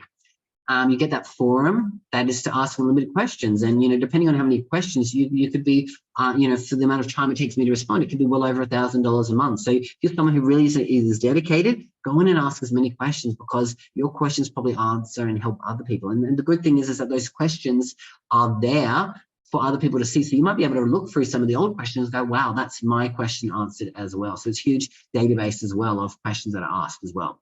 You get that monthly group call, like I said, where we get coached directly from me every month. And that's a value of over $200 for just that call alone. You get the online community of other gay men who are going through, which is priceless.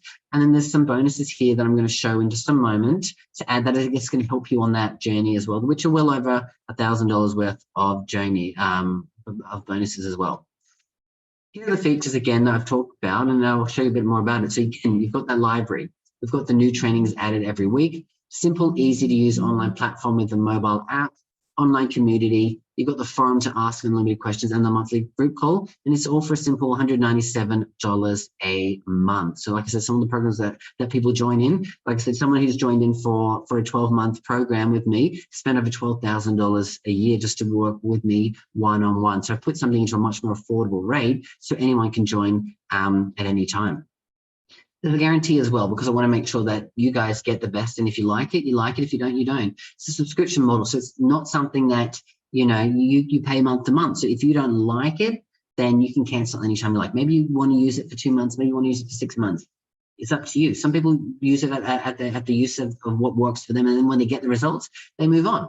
But again, if you're someone who joins the program and within 7 days, you're not happy with it, it's not for you, you realize you've watched a couple of videos and it doesn't feel right, you just need to get in contact with me and I'll give you a full refund of the money that was spent there, so that, there isn't anything to lose if you are someone who is curious about at least giving it a try as well.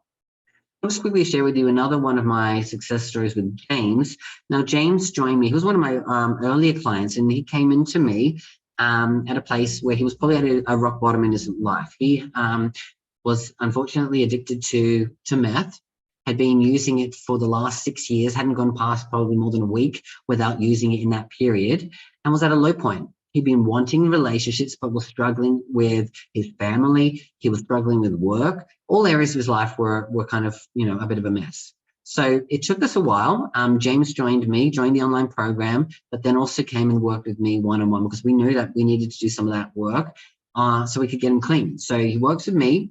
Within 3 months, we got him completely clean. It took a little while at first because it was 6 years, remember, to change all of those beliefs. But after 3 months, he was off it. And now, for the work that we've been doing, James has been off of meth for over almost 600 days. So coming up to 2 years now. In April will be 2 years.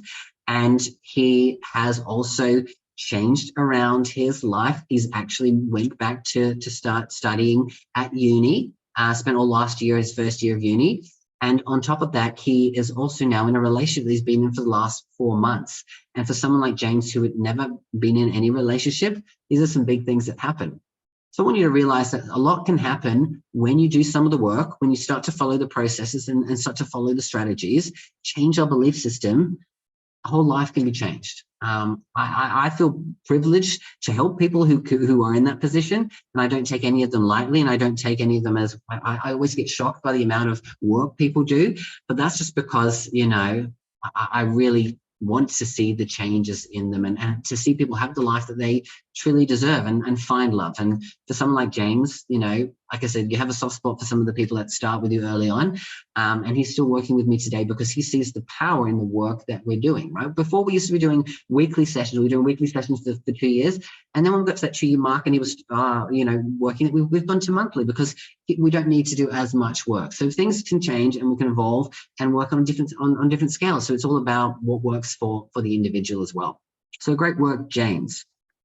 Again, anyone here who is today, I wanted to make something that was really off, because, you know, I know it's a new year. We've just gone through Christmas time.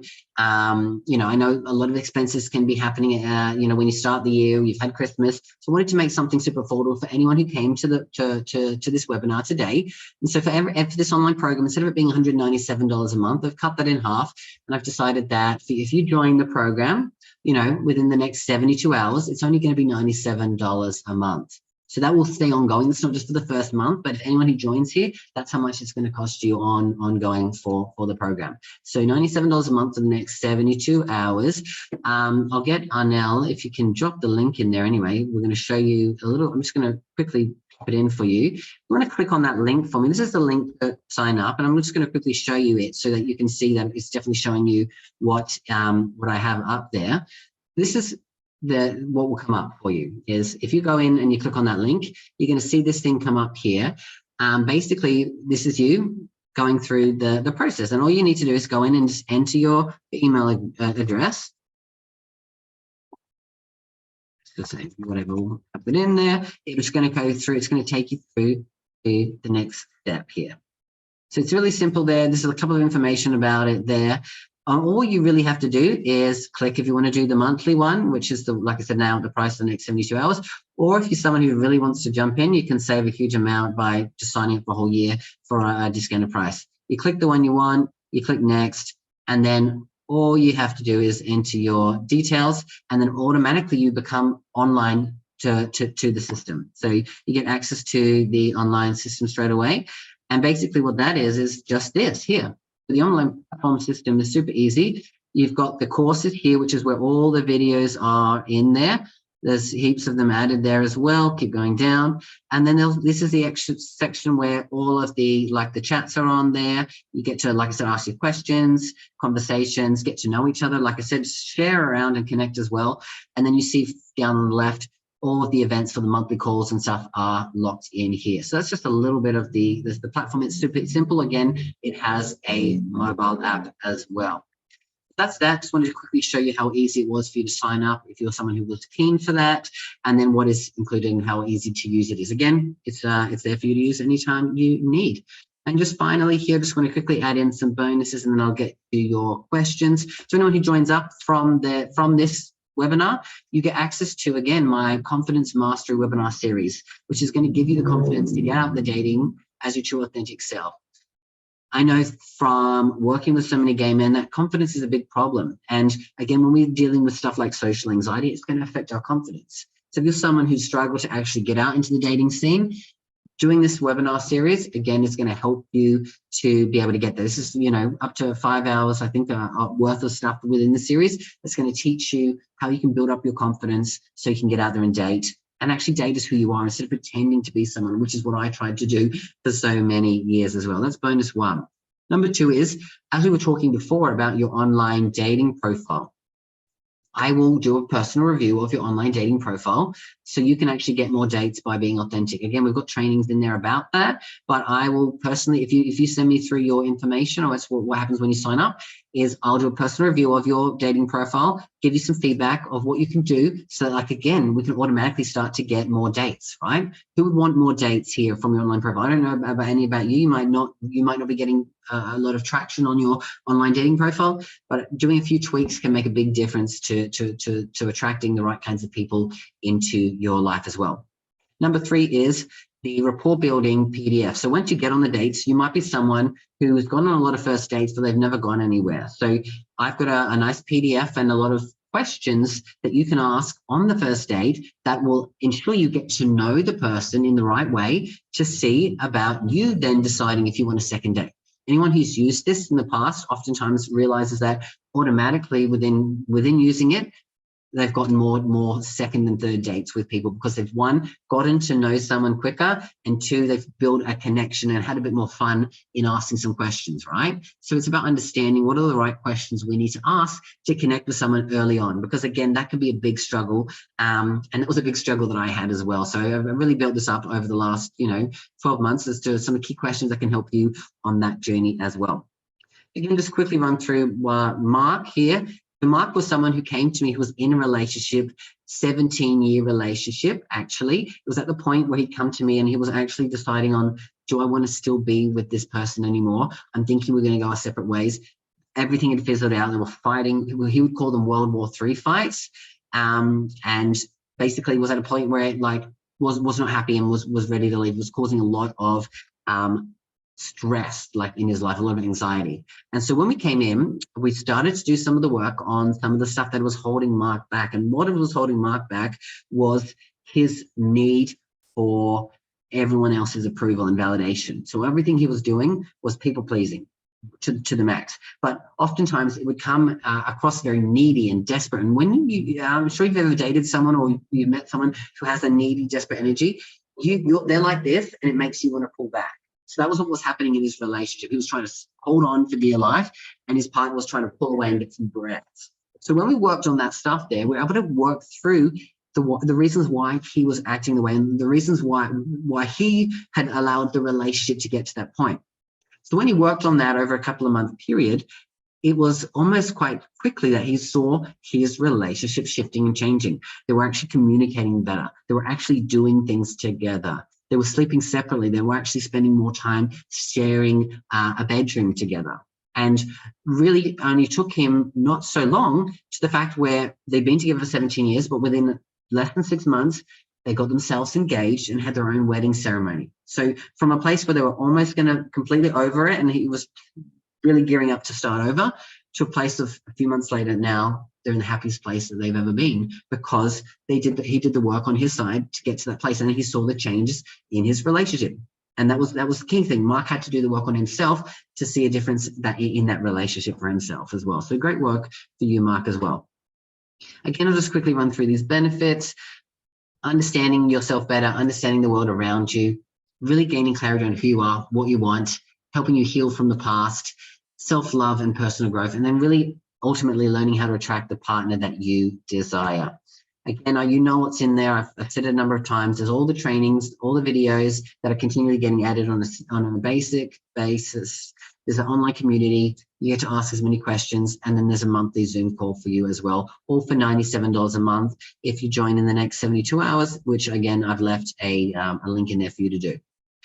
Quickly, final thing as well is anyone who does join up to my program, as an added bonus to start this year, you get to come to my full 1 day, which is an 8-9 hour Love Attraction Relationship Summit. And this is where we go deep into what we really want from a relationship and learn how we can find that and become the kind of partner that they would date. So this is where we do that deep work in a small group environment. There's usually less than 10 people. We spend the whole day and we do some processes that actually will shift things around. And this is going to speed up anyone who's really keen on getting what they want from a relationship, because we're doing the stuff that's up here, the mindset work. That is the key stuff that's going to allow you to get what you want from a relationship as well. So that's bonus number 4. A couple of questions that people ask me usually, I'll answer those quickly, then I'll go into any questions you have, is when do I get access to the program? As soon as you sign up and entered in the details that I showed you there, you get immediate access and you can start watching the videos immediately. So that's beautiful. When are the monthly group calls? Usually it's on the second Wednesday in my time of the month. And then that's usually Tuesday for people in US and Canada. So Tuesday evening for you guys, Wednesday daytime for me. But again, I update all of those things in the events tab. So if you go to the events tab, you'll see all the calls as well. So you can schedule them in for yourself as well. If you sign up and decide it's not for me, what happens? Again, if you tell me within 7 days, I'll give you a full refund of the money so you can access it, check it out for 7 days, and let me know if it's not for you. No one's ever done that yet, but again, I have no problem with that because I offer that as a complete guarantee. But also, again, if you join it and it's a month or 2 months and you don't want to do it, you can just cancel it and then you no longer get charged the monthly fee. So it's there for you to use whenever you like as well. And then, can I really start watching your content library immediately after signing up? Yes, it's immediate access to that via the app or via the online platform as well. And I want in, but I don't necessarily have the $97 today. What do? You all have access to me on Facebook Messenger. We've been chatting that way. If something's happening and you really want to sign up, but you want to get the deal, reach out to me. And we'll see what we can do to make it happen for you. Like I said, if someone's committed, like I said, when we talk about the commitment level, 1 to 10, a committed at 10 who can't make it today would reach out and say, I really want to do it. How can we work this out? So I'm very flexible in trying to help people out. I just want to help people who want to help themselves, right? There's no point trying to drag someone up a hill. You want to help someone guide them up there. You know, you saw I climbed Machu Picchu. No one dragged me up that hill. I had a guide who helped me walk it up, right? I took every step myself, but I was guided up that hill, right? So think about it like that as well. Those are the frequently asked questions. Now, I really would love to open the floor up to you guys. Because it's up to you if you would like to ask me any questions that you have from today, or anything in general that's going to help you improve and find long-lasting love. So, maybe wave your hand if someone has a question and we can unmute you if you have a question about the program or about anything that I've covered over today.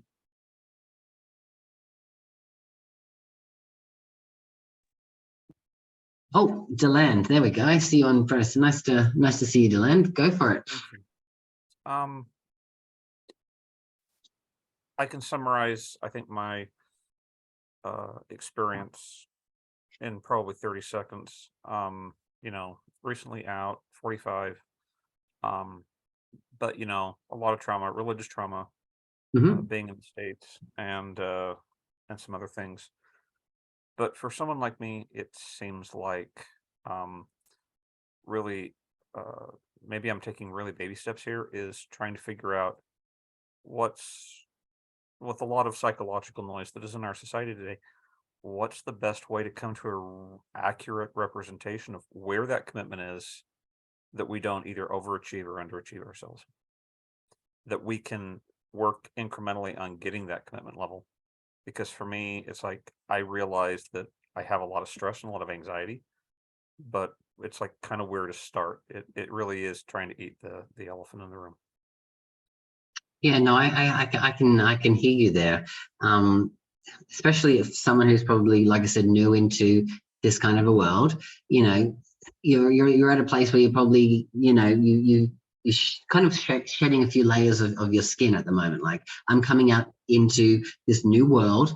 I've got to let go of this perception of myself that I've had or that I've shown to other people. And so that can be a little bit tricky, which, of course, when we think like that and those thoughts are going to come through our head, it's going to lead to stress. It's going to lead to anxiety. And so when it comes to what you're talking about, when it comes to commitment and incrementally doing it that way, it's about understanding, like I said, if you're someone who has, like I said, stepped out into this world, you did it for a specific reason, right? You probably wanted to, like I said, be more authentic, live your truth. Like, again, probably focus on happiness and peace and joy in your life, right? Like, I'm assuming, right? I don't want to put words in your mouth. So when you're looking at that, you made a commitment to yourself, right? To actually start that journey, right? So it's also looking at going, okay, I've already started to incrementally improve that level of commitment. It's now going to you, Deland. What is your next step that's going to help you there?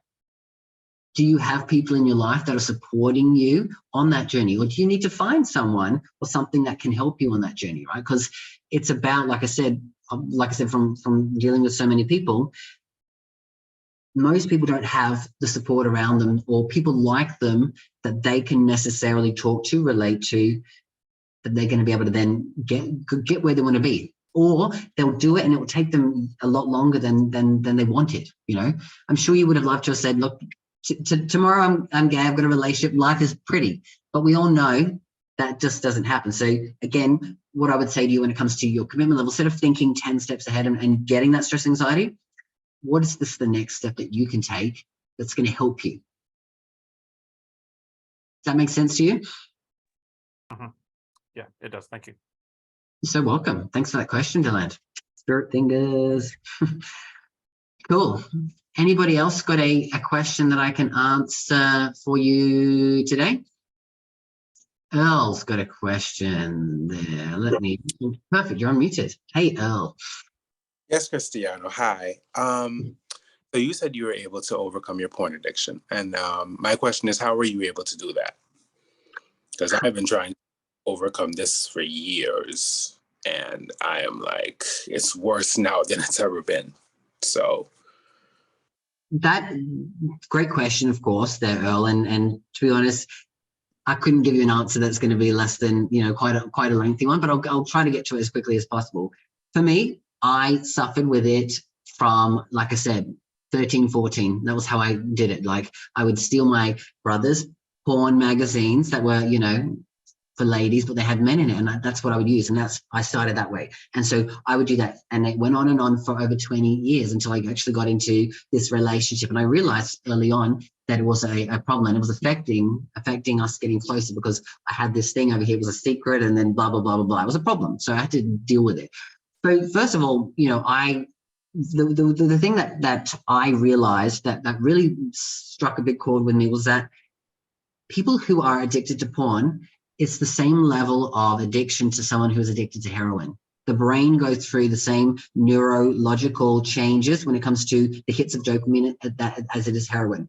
And as for anyone who knows out there, heroin is, I think, what they say is the most addictive drug out there, right? It's what it does to the brain, and it changes people functionally. So people who use porn for long term, it's changed the way our brain works and operates. So for me, what I had to do was, when I really realized that, I was like, fuck, I don't want to fuck my brain up anymore. And so for me, that made me realize that I needed to do that. For me, I also luckily was had another friend who had been going through it, and we'd spoken together, and we decided that we would help each other out. So meaning that we would check in on each other and support each other. So if I was at a place where I was struggling, I would message her. This was a woman who would be dealing with it, and we would help each other, and we would also check each other like every couple of days. How are you going with it? Like what's happening? And we would tell each other our experiences, so I didn't feel alone. So a lot of the gay men that I work with that help with me, that's what we do, is we don't do it alone. We get the help, and I support them through that, because like I said, I had to do that myself to get through it. And it's usually the first 30 days are the hardest, which is probably like breaking any addiction as well, especially something like that. It's just, you have to try to keep busy. You have to realize that you are going to have these ups and downs, and you have to also then give yourself compassion and love for it. So for example, if you're having a neurological thing, I'm sure you understand what it's like to feel like you really need to watch porn, right? And you've probably tried to stop yourself. Go outside for a run, go have a cold shower, allow yourself to change yourself neurologically. But number one thing was, if I didn't have my friends to support me, I probably would have fallen off the wagon, because I'd tried, as you said, for so many years, and it's gotten worse and worse. And you realize probably the things you're watching are getting worse and worse as well, right? Because your brain is wanting deeper things that are going to get you there. So again, find support, get help, but also realize that there are probably other things that are attached to it that you need to work through as well, because that was something that I had to work on. There was other things that were layers within there that was leading to it. Like, it was the reason why I was looking for porn was to fulfill a certain need. It wasn't the sexual need. It was avoiding feeling lonely, avoiding feeling the anxiety, because it would, anytime I felt anxious, that would be one of my go-to things. So really looking at why you're doing it, when it happens, and then, like I said, finding support for that as well. Does that answer that for you, Mel? Yes. Thank you very much for answering that. So welcome, Mel. Thank you for the question. I'm sure it helps a lot of people to think about. Thank you. You're welcome. Anybody else have any questions that I can help you with before I let you guys go? I know we're just a little bit over, so appreciate you guys staying around. Does anyone else have any questions? I'm happy to stay around. Kit, you've got a question. Great. I'll get you. Oh, you're perfect. You're unmuted now. Thank you, Arnell, for doing that. Hey, Kit. Have you ever like dealt with body shaming? Like, oh, you're not hot enough for him. Like when he takes you out, you feel ashamed because you two don't match, and the other people look at, ooh, you guys don't match. It's body shaming. Like you can't compete with your guy when you two go out. You get the kind of negative feeling that, oh, I don't think I'm hotter than him. Like body shaming, that kind of thing. I mean, Not handsome enough. I'm too ugly to date. Something like that.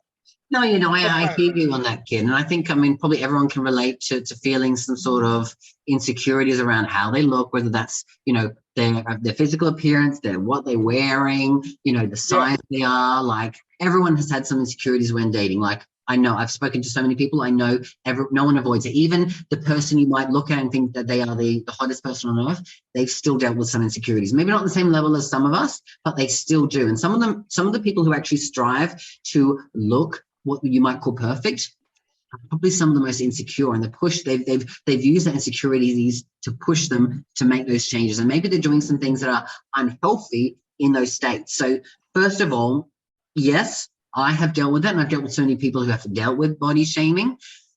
The reality is that when we focus on other people's judgments of us, the reality is that it's a judgment that we actually have for ourselves. So if we're focused on those things, it's our perception of ourselves that really is the thing that's listening.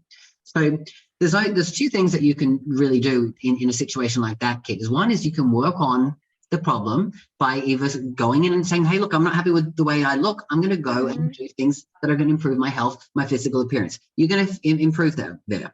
That'll help to some extent. But the real deeper work that you can do is called self-acceptance. Accepting myself for who I am, for how I am, and allowing myself to know that if I want to attract someone in my life, I need to accept myself for them to then accept me. Because if I have a problem with me, I'm only going to exasperate it by having people who highlight that for me. And so I date someone who highlights it for me, it's not going to go well for me. So acceptance, work on yourself, and then you'll start to see a difference, because you won't notice about all these other people around you looking at you, because you're focused on you and your partner that you'll be with, right?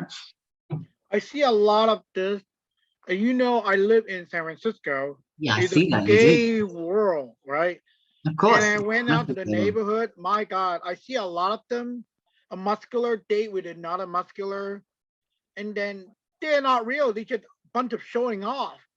So it's like, well, give you 10 more years, you don't feel that way anymore. You're not going to be like that anymore. But then, when you see, you've got to also focus and go, who cares what they're showing? Because who cares? You can focus on you. The way they're showing off to see to the public.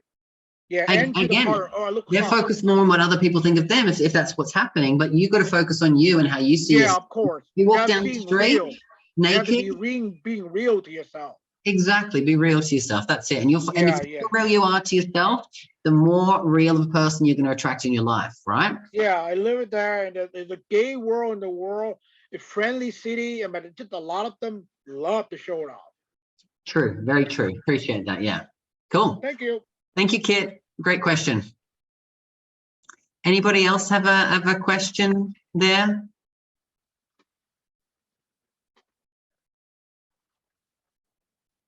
No? Okay, then, well, great. Well, thank you guys for sticking around to me.